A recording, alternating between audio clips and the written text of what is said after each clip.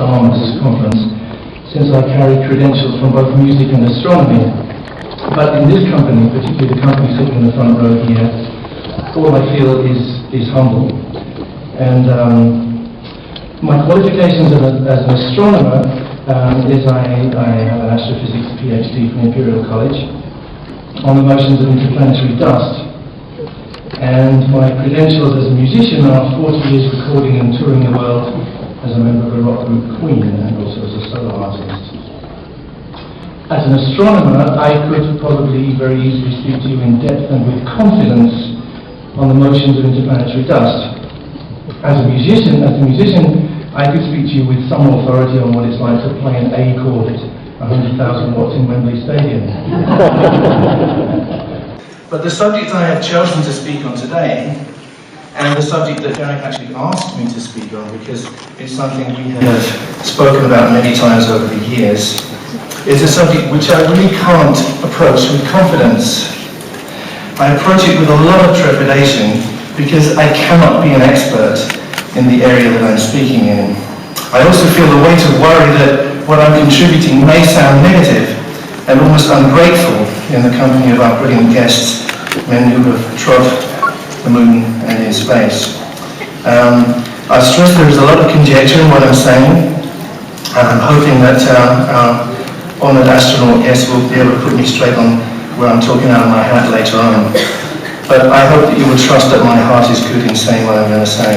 So I stand before you today really neither as a scientist or as an artist or as a musician, but just as a human being. Maybe we need to turn this down a little because it's squeaking. A little bit of feedback there. So this will be entirely non-technical. I suppose I have an unusual viewpoint in a sense because although my viewpoint is not quite as unique as an astronaut, I've seen some extremes of the environments of pure art and pure science, and I've seen quite a lot of this world in unusual ways. I have to say I've been enchanted by the talks at this conference, enchanted, blown away, stimulated, astounded, because the speakers have all been able to answer so many questions about what we know about the universe that we live in. But I won't be answering any questions in this talk. I will only be asking a question. My mission here today is to ask the question that I do not intend to answer, but I hope to stimulate some discussion among the assembled company. Most of you here today are not only at the pinnacle of current thought, but influential in the world at large. So I regard this as my opportunity. My question is simple. What are we doing in space? I have only one slide, and this is it. Because you notice the Earth is small in this. Most people have the Earth, I have it small and a lot of space around it, a lot of room to think, but I want you to look me in the eyes really when I say this. On the surface, okay, this is a purely factual question of what is currently happening in the human race's exploration of the space around our planet, but most of that has been answered already in this conference, and very exciting it is too. My inquiry extends deeper really to the question of what our motives truly are in our further exploration, and ultimately to whether the motives on which we are acting stand up beside our picture of the human race in the context of the universe as a whole. In case that doesn't make sense, to cut to the chase, what I'm saying is now that the door to the conquest of space has been opened by brilliant scientists and engineers and brave explorers, is the rest of mankind ready or even worthy to walk through that door? Question: if we walk through in bulk, what will we take into space? Well, how did this begin? Amazingly, it's half a century since man first ventured outside this thin layer of life-giving atmosphere which surrounds our little planet. In the 1950s and 60s, we saw two powerful nations, USA and what was then called the USSR, who were in a state of so-called Cold War with each other, both pumping money and human ingenuity into building space rockets to take man into space. The first steps were very much like Jules Verne's projectile, a capsule shot into near space and allowed to fall its natural parabolic trajectory back to Earth. But the crucial thing is that it was established that a man could survive in the near vacuum of space. The Venerable Leonov, we've seen here, proved this by his personal courage. And they could survive using a microcosmic support system inside a metal container, the first manned space vehicles, or even outside the capsules in the first spacesuits. So it was established that man could go into space. What ensued was a space race, a rush to be the first nation to put a human foot on the moon. Why? Well, why?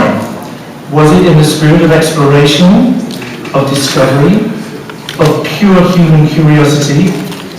Yes, of course, it was all these. We know that the two men behind the American and the Russian initiatives, von Braun for the Americans and Korolev for the Russians, had dreamed of a moon landing all their lives. But if human curiosity was the only motive, why did the two nations not collaborate? What a wonderful way it would have been to mend bridges, to work on such a noble project hand in hand. But of course they didn't. Why?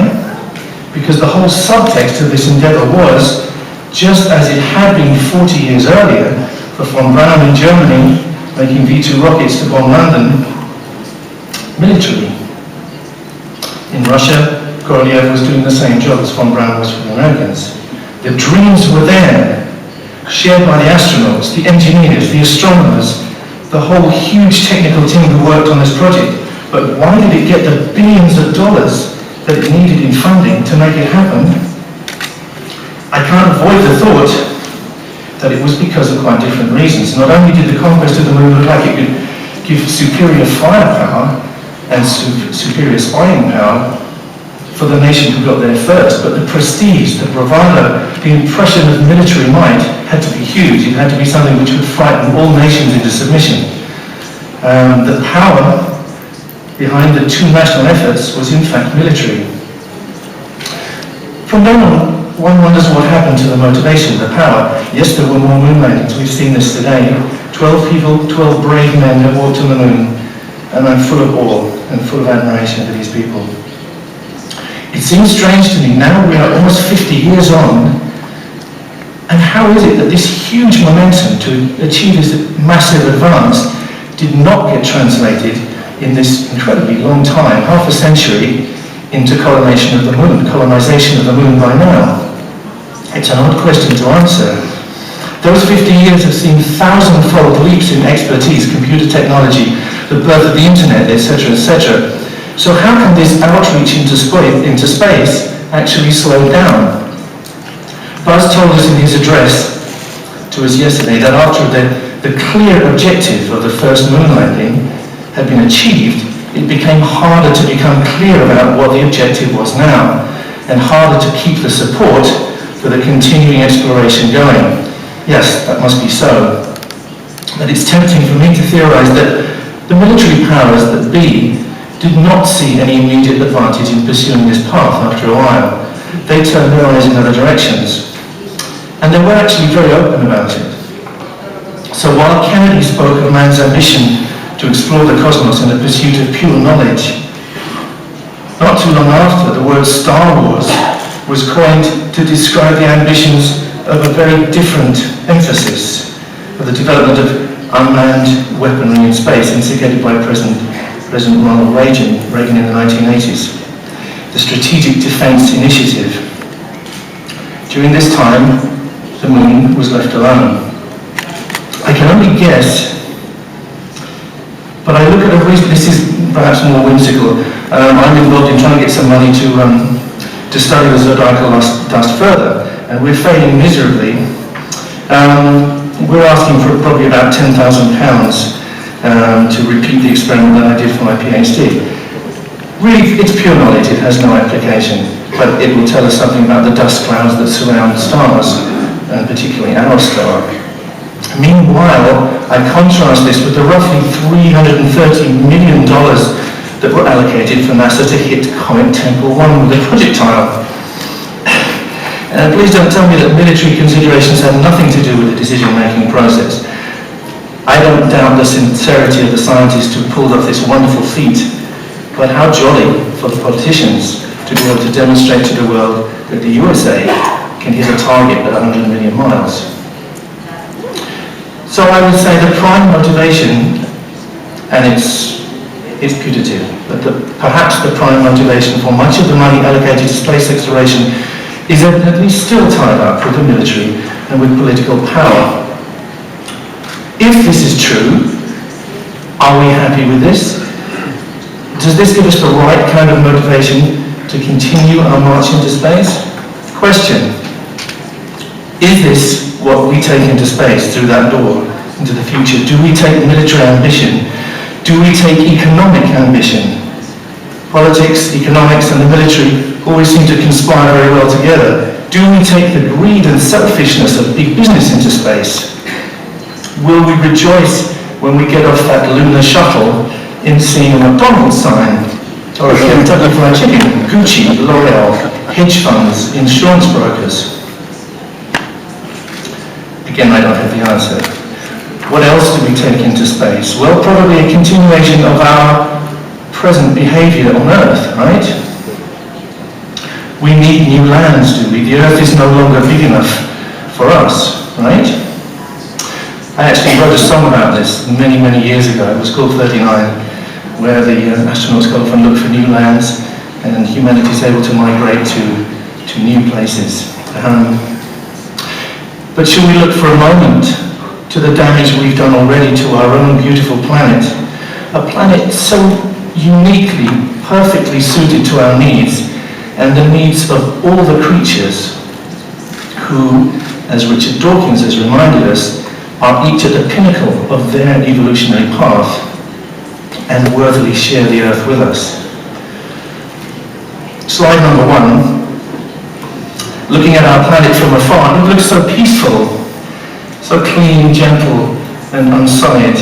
It evolved over millions of years with its flora and fauna, its delicate and precious balance of emergent life, which may or may not be unique in the whole universe. But this paradise, this Eden, is not showing us the hurt that it's endured in the mere couple of 100 years since man became all-powerful. It's hard to imagine now what Earth was like just 300 years ago, before we covered it with roads and concrete and fast food chains. It was literally teeming with life. It's said that when Captain Cook first dropped anchor in the Seychelles, they looked around the waters and there were so many turtles in the sea that you could walk on them all the way to the shore. Those of us who, perhaps like myself, have been diving for many years know how different the seas look under the surface these days. This is all whimsical, but it's said that when the last rail was laid on that first railroad across the USA, you could travel from coast to coast, and there was never a time when you couldn't see buffalo. What happened? What did we do to our beautiful planet? Where do we start? Garik pointed out to me, ironically, we've produced so much light pollution that most of us can no longer see the stars from where we live, so we have to go into space to see the morning stars. There are already thousands of pieces of debris whizzing around in orbit around the Earth. NASA keeps tracking them because they're very dangerous. They're the remains of spent rockets and deceased vehicles, right down to stray nuts and bolts. Some of them very small, but all travelling at 25,000 miles an hour, miles a second, I'm sorry. So it's not great if they hit you. This is some of the stuff we've done, some of the less glamorous stuff we've done. But I take much more seriously the mess that we've made of the planet. I would like to look, I'm sorry it's painful, but I'd like to look just a little bit more at the destruction, the pollution, our effect on the Earth. Buzz said that getting to Mars will be good for us. We will learn to conserve and recycle on Mars. It will teach us to be better people. I know that's true, but I can't help asking if it might be better if we learn to conserve and recycle and be better people before we colonise Mars. It's hardly necessary to point out every detail of the way we've treated our planet, how in only a couple of 100 years we've driven so many land animals into extinction and are well on the way to doing the same to the creatures who live in the sea. How we have stripped the planet of most of its vegetation, the very lungs of the world on which we depend for air. How we have pumped so much pollution into our atmosphere that we can't actually tell if we're causing global climate change or not. Question, is this the kind of behaviour we're going to take into space? Every species of animal currently living on Earth, each is a triumph of evolution. Logically, it would seem to me that each of them had the same rights to a decent life and a decent death as human beings. But somehow, in the rush to propagate our species, the notion came into our heads that really, somehow, man was the only species that mattered. So we now calmly justify the expendability of every animal on the planet in the name of advancing our own progeny. Suppose we find that intelligent life that we're so excited about looking for. Suppose Jill Tarter finds it tomorrow. Suppose we bump into it out there. How will we treat it? How will we behave? At this moment, billions of animals are confined in degrading and foul conditions, many bred for nothing but to make the most profit out of food production. Sentient creatures, mammals, cows, pigs, plus chickens, turkeys, many of them so hideously genetically manipulated that they live a life of constant pain, only to be subjected to a violent premature death, their tortured bodies heading out in a shrink wrap onto supermarket shelves. If you want to know more about that, please read Eating Animals, a book by Jonathan Livingston Foer. It has all the details. Question, is this the kind of behaviour we want to take into space? At this moment, billions of mammals, sentient, cognizant creatures are confined in pitiful conditions, deprived of any sensory experience, tortured in the name of scientific research, medical research, the making of cosmetics, and other lame excuses. I've personally been working with the Hadwin Trust in the UK, which has already demonstrated that progress in medicine may actually be accelerated by the replacement of all animals used in medical research, because it eliminates so many pointless and irrelevant experiments, which are inconclusive because most animals react differently to humans from most drugs anyway.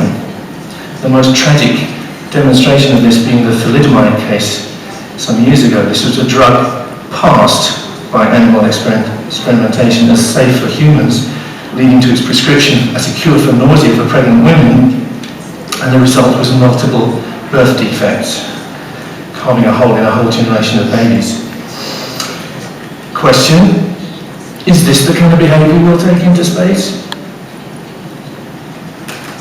Can you take one more? At this moment, birds are being bred in tiny boxes to be released on British moors in a condition in which they basically can't fly properly at all, so they can be mown down by armies of men with guns in the name of sport. At this moment, gangs of men on horseback are lying about what they're doing out in the countryside in Britain, claiming that their packs of hungered dogs accidentally stumbled upon a fox and tore it limb from limb. Yeah, they call it fox hunting, even though it's now illegal in Britain. They call it a sport.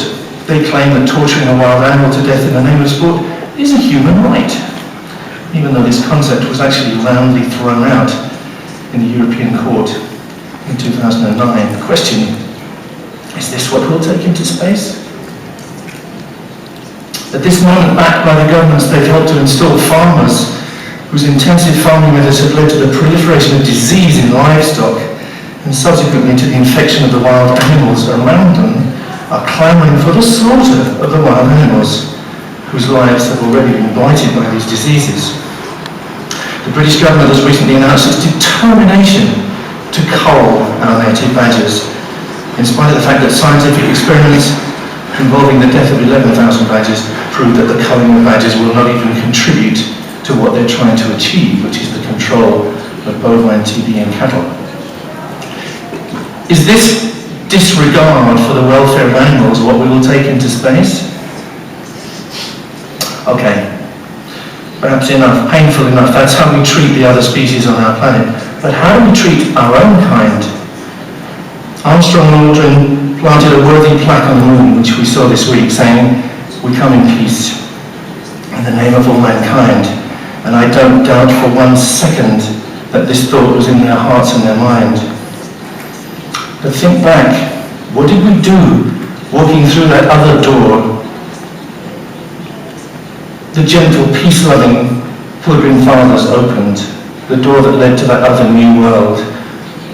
Well, perhaps we came in peace, but we all but exterminated the indigenous population, the North American Indians, along with the buffalo, with which they were interdependent. And we enslaved the people of Africa, because we thought they were less deserving than us of freedom and dignity. Slavery was abolished by Wilberforce about 1833, less than 200 years ago. But we know that human trafficking is still rife. Young labour is imported to all Western countries, kept in conditions of no contact with the outside world. Right now, children are trafficked to be used for the pleasure of perverts in an industry which is spread out across the so-called civilized world. Children are made to work the so-called toxic dumps, seeking out chemicals for the profit of men, chemicals which will ultimately kill them. And then worse, the people who keep them enslaved make them endure sexual abuse in return for pickings of the best toxic waste. Lovely. We fight wars for territory. We fight wars for political power. We call ourselves peacekeepers, yet we use our might to make war in impoverished countries, often protecting regimes of questionable morals. We play God, attempting to change the leadership of countries to suit, sometimes, our own economic needs. I guess what I'm saying is our record of abuse to animals is pretty much matched by our abuse to our own kind. You may disagree on some of the details, but I think the principle is there. So my question is, do we take this into space? Is this what we take? Do we take all of this into space? If we allow large numbers of men to go into space, who is to stop a country building a military base on the moon? Or perhaps on a conveniently placed asteroid, a conveniently hard to monitor place, and using this base to bring about the next Hiroshima, the next act of destruction committed in the name of keeping peace, or spreading what we call democracy. Perhaps the next Hiroshima will be New York, or Moscow, or London. Suddenly the conquest of space takes on a very heavy overtone. We all know the story of Copenhagen, the story of the agonies of indecision of Oppenheimer and his colleagues on whether or not to give the secrets of making an atom bomb to their governments. And we know what the result was. It's too late to take back the nuclear bomb from the politicians of the world. But it may not be too late to look at that door that now leads into space. No, surely not to close it, but at least put some regulation on it to stop the proliferation of man's foul temper, man's aggressive behaviour out into the hitherto untouched cosmos. Is it possible for scientists and artists, men of understanding and empathy, like I feel in this room, to take a moral stand, to take hold of the reins of future exploration of space, to make laws governing the further exploitation of lands outside the Earth, perhaps to contain the evils we have wrought in our own world and behave decently out there?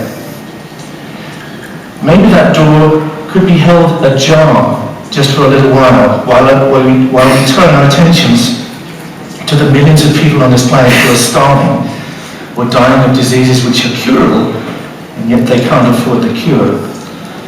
There would be many more extreme than me who would question whether even one more rocket should be fired while there is still one child dying unnecessarily, while there are still people suffering torture because of their beliefs, and animals suffering torture for our pleasure. Is it a lost cause? Must we conclude that man in bulk is indeed unworthy to step off the tiny blue world, which he's all but destroyed in his folly? I sincerely hope not. I have to say again, I'm sorry to have caused this feeling of negativity, if that's what it is. I actually agonized even last night as to whether I ought to give this talk at all. Nobody in this world loves the pursuit of knowledge more than I do. I love the simple beauty of science, the simple beauty of discoveries which enrich our lives, just as I love the simple beauty of music which feeds our souls. I was also a boy who dreamed of being a spaceman. Dan Dale was my hero from the Eagle comic, a fictional man of honor, courage, and moral rectitude, just like the great men we have among us today, the real-life astronauts of our time. We have heard each one of these men express their determination that the future of space will be shared by all nations. Sitting in my room last night, I didn't be the one to doubt that the rest of the human race couldn't pull it off. But there is a very positive side to all this. To be asking this question at this time, I believe this is an opportunity. I believe that if we ask this question and take enough time to ensure that we get the right answers, we actually have a chance of a new start for mankind. And many of the people who can make this difference to the world in the future, to our world in the future, are in this room. If we don't ask this question right now and take some action to ensure that we get the right answers, who will? Okay, for the last time I ask the question, if we do open this door wide, can we, as concerned scientists, artists and human beings, find a way to propagate just the decent parts of our civilization? Not cruelty, but empathy and compassion. Not greed, but generosity. Not conflict, but cooperation. Not war, but peace. The spirit in which we see these astronauts go. Peace in which all men, all women, all creatures can share the glorious gifts of nature, the glorious gift of life. For now, in a sense, I feel we are all participants in a new Copenhagen. Thank you very much.